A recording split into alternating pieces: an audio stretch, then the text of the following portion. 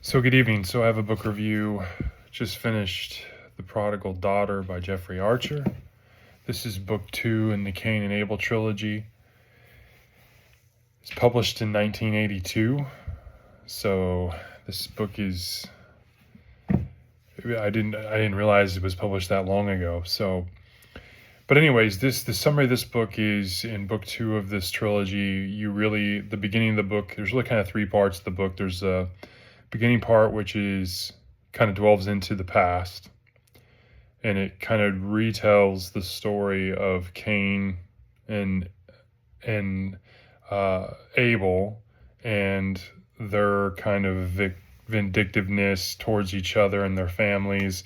And it goes into kind of a little more detail regarding the circumstances around Florentina and Richard getting together. It's been in Florentina's kind of childhood up to before that point, actually, and their paths crossing, and then all that happening, and up until basically Abel and William Cain's death. So the middle part then kind of delves into Richard and Florentina's marriage, and the William's wife, Richard's mother, involvement with their kids, and Florentina's opening all of her shops, and Richard, quits his job with the bank and comes on to the Barron Group, and then lo and behold wants to go after, his chairmanship of Leicester's Bank, and like his father before him and all that. And then the last part of the book really dwells into Florentina getting into politics. So that's kind of the synopsis, or the kind of high-level summary of the book. So if you don't want spoilers, probably this would be the time to turn off. But let's talk about the things I liked about the book. And so I'll go into a little more detail about some of these things. I really liked the beginning part because this is kind of the beginning part was kind of a little bit of a rehash, but it's from a different point of view. It's really from Florentina's point of view, not so much the point of view of William Cain and Abel Romanovsky.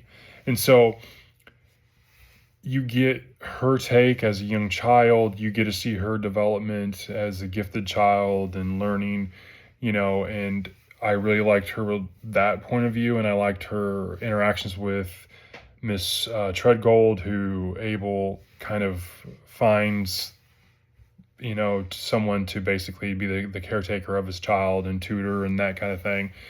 And so that way she can get into the best schools. And so you see her kind of upbringing. And I thought that was very interesting. You kind of get, she gets into these private schools, and then she's kind of picked on for being the daughter of an immigrant. And so I thought that was really neat. You kind of had that slice of life kind of feel and vibe to it.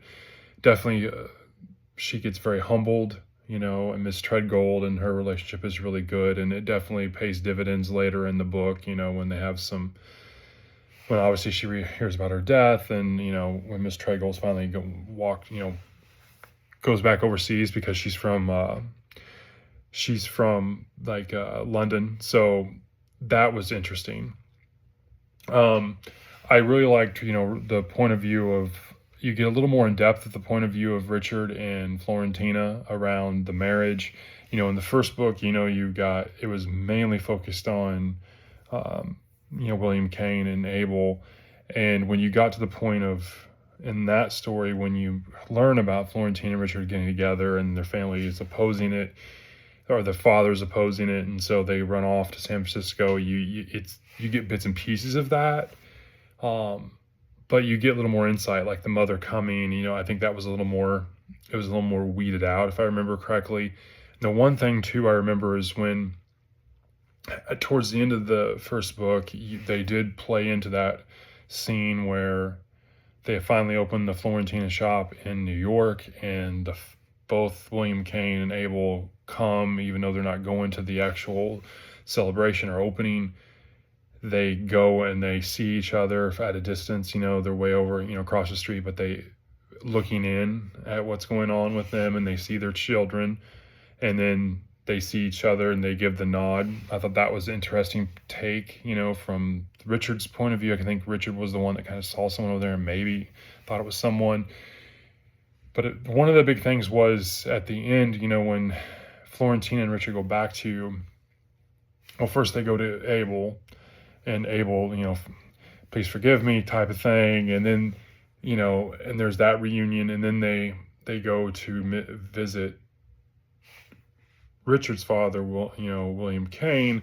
And obviously he's dead, when they go up there. But I don't know if they played into the whole thing about her christening when she got that ring, and it was Richard's grandmother's ring, and it was bequeathed to her, and they didn't know by who, and it ended up being William Kane, just like Abel finds out it was William Kane that invested in him to begin with, but he couldn't have said anything because that was his stipulation in his contract with Letcher's Bank.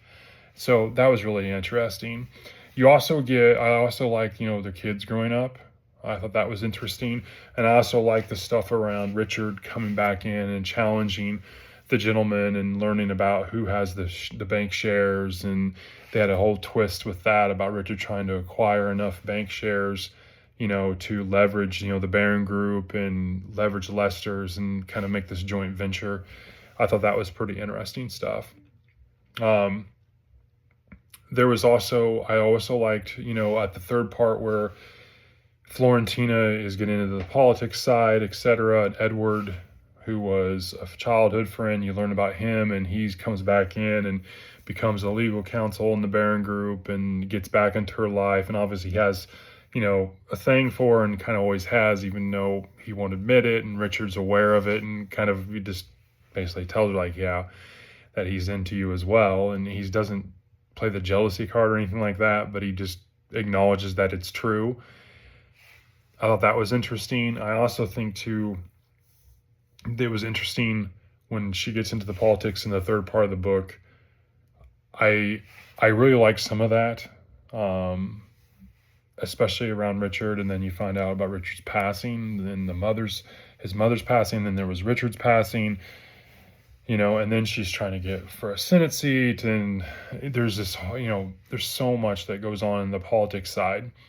I liked some of it. Some of it I disliked, but I liked some of it, especially around when she acquires the nomination to become vice president, and the president, Peter Parkin, I think was his name. Like, he's not a very trustworthy guy, and she's really the one that kind of, handles things, especially when they had this kind of Russia, Afghanistan kind of standoff thing, and the president was doing something, and she had to, speak with the heads of the state and the different presidents, and you can tell she was a no nonsense, and the president was kind of this all about politicking it all. And so you kind of knew that he was going to kind of turn on her type thing, and he does. And I thought that was interesting. And then the ending of the book was really, really good. I thought the ending was really good. I'm not going to go into that because I don't want to spoil that, because there was definitely some plot twists there. But it definitely sets up for a third book, obviously. And I don't really want to go into the details on that as well. But I said there's going to be spoilers, but I really like that part as well. The really only dislike I had with the book was some of the rise from trying to find a local seat.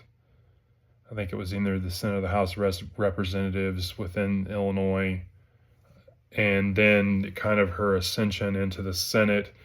Some of it was just kind of boring. There wasn't any inner, strife or conflict. There wasn't a family dynamic thing that was making that she was dealing with that while dealing with this that would have made it a little more tolerable.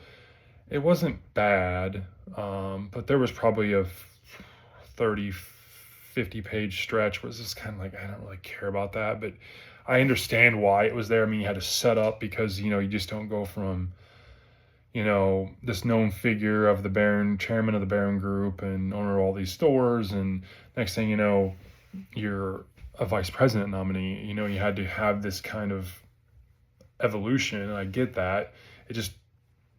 I wish Archer would have kind of maybe intermingled some more plot to that outside of just the politics of it all.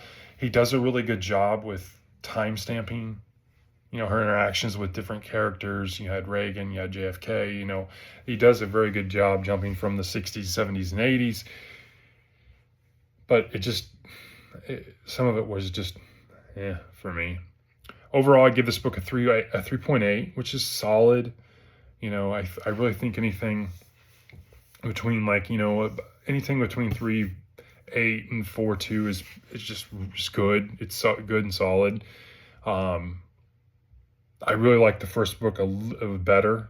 I didn't look to see what I rated it, excuse me, beforehand, but I like the first book a little better. So, but that's a review. Jeffrey Archer, The Prodigal Daughter, Book 2 in the Cain and Abel trilogy. I give it a 3.8 out of 5. Hope you're having a good evening. Thanks.